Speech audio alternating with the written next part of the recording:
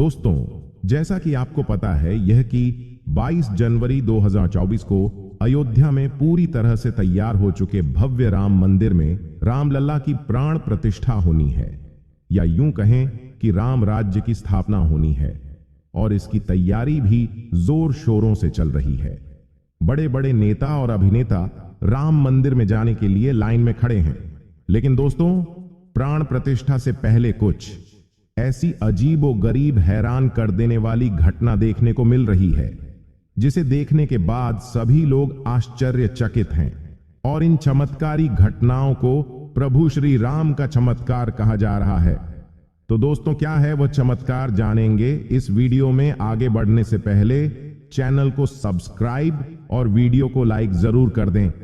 चलिए वीडियो में आगे चलते हैं। भगवान श्री राम का मंदिर अब बनकर तैयार हो चुका है और प्रभु श्री राम की प्राण प्रतिष्ठा का दिन आने ही वाला है। और सभी भक्तजन 22 जनवरी का बेसब्री से इंतजार कर रहे हैं और भगवान श्री राम की प्राण प्रतिष्ठा के लिए चयनित मूर्तिका का स्थापित कर दिया जाएगा।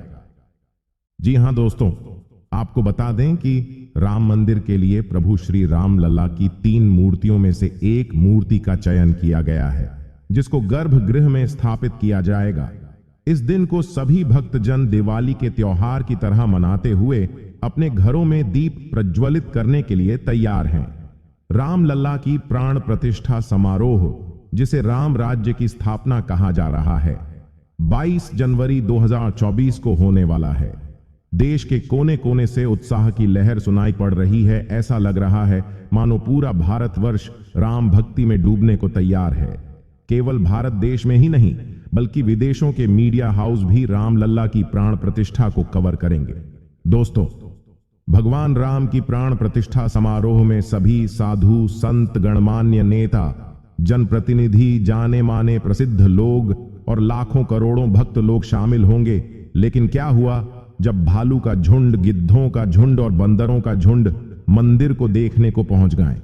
जी हां दोस्तों, कुछ ऐसा ही चमत्कारी और हैरान कर देने वाला दृश्य देखने को मिला जब बीती रात्रि कुछ भालू का झुंड मंदिर प्रांगण के आसपास के क्षेत्र में मंडराते हुए दिखे। इससे पहले भी अयोध्या में एक चकित कर देने वाली घटना भी देखने को मिली, जब अयोध्या के अंतर्गत आने वाली तहसील मिल्कीपुर के गांव दरौली के जंगलों में सैकड़ों गिद्धों का एक झुंड देखा गया, जिसे देखने के लिए ग्रामीण के लोगों में कोहराम सा मच गया।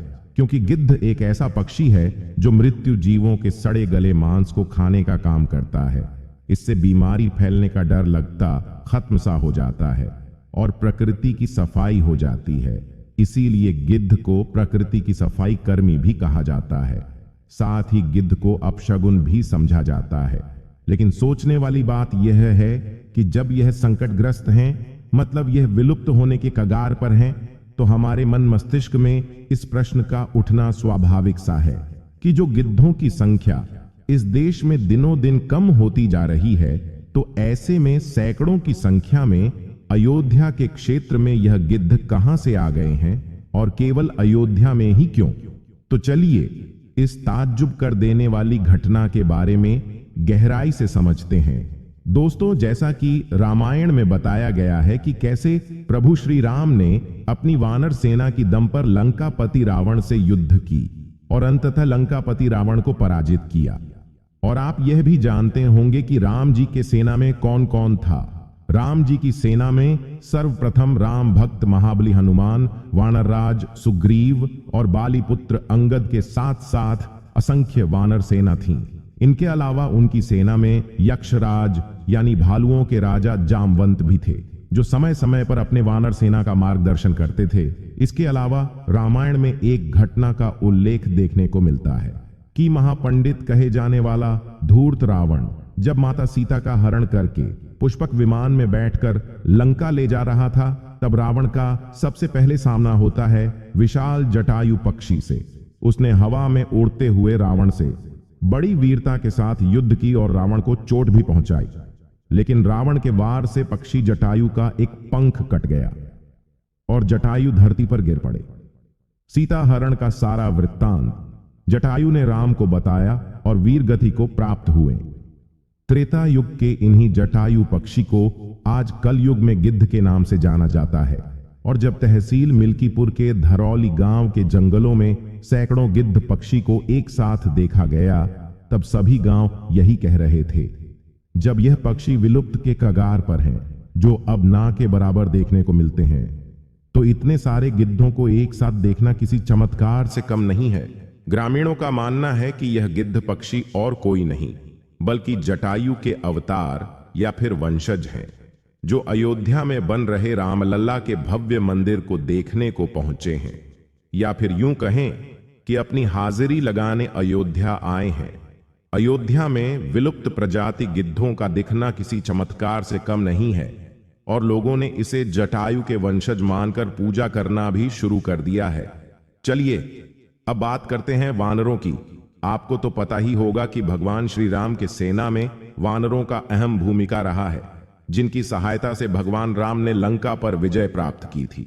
और आज के समय में बंदरों को इस वानर सेना का स्वरूप माना जा रहा है। वैसे तो अयोध्या में बंदरों का झुंड देखने को मिलता रहता है, लेकिन इतनी बड़ी संख्या में बंदरों का झुंड कहां से आ गया, यह भी सोचने वाली बात है। कुछ लोग ऐसा बता रहे हैं कि चित्रकूट से काफी सारे बंदर अयोध्या आ रहे हैं। ऐसा लग रहा है मानो अयोध्या के भव्य और दिव्य राम मंदिर को देखने वानर सेना चित्रकूट से स्वयं पधार रहे हैं। ऐसा लग रहा है कि रामलला की प्राण प्रतिष्ठा में शामिल होना चाहते हैं। तो ये कह सकते हैं कि प्रभु श्री राम के सभी सेना राम जी के दर्शन हेतु अयोध्या में पधार रहे हैं, जिसमें जटायु और पूरी वानर सेना शामिल है। यूं तो हर कोई अयोध्या में भगवान राम की प्राण प्रतिष्ठा समारोह में शामिल होने की मंशा रखते हैं, लेकिन जटायु पक्षी के समान सैकड़ों गिद्धों का दिखना और वानर सेना की अवतार कहे जाने वाले बंदरों के झुंड को देखना वास्तव में लोगों को अचंभे में डाल रहा है। तो ऐसा लगता है जैसे रामलला के प्राण प्रतिष्ठा समारोह में नर और नारी ही नहीं बल्कि सूर्यदेव, नाग, किन्नर, गंधर्व शामिल होंगे और स्वर्ग के सभी देवता गण भी इसके साक्षी बनेंगे। सभी ये देखना चाहते हैं कि मर्यादा पुरुषोत्तम भगवान श्री राम जब बाल अवतार में अयोध्या में विराजमान होंगे तो कैसे लगेंगे। सभी लोग रामलला की भाव विभोर कर देने वाली सूरत को निहारने के लिए बेताब है।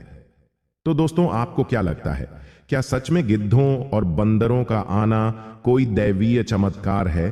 क्या सच में जटायु और वानर सेना प्रभु श्री राम की जन्मभूमि अयोध्या में मंदिर दर्शन के लिए पहुंच रहे हैं? अपना विचार कमेंट के माध्यम से जरूर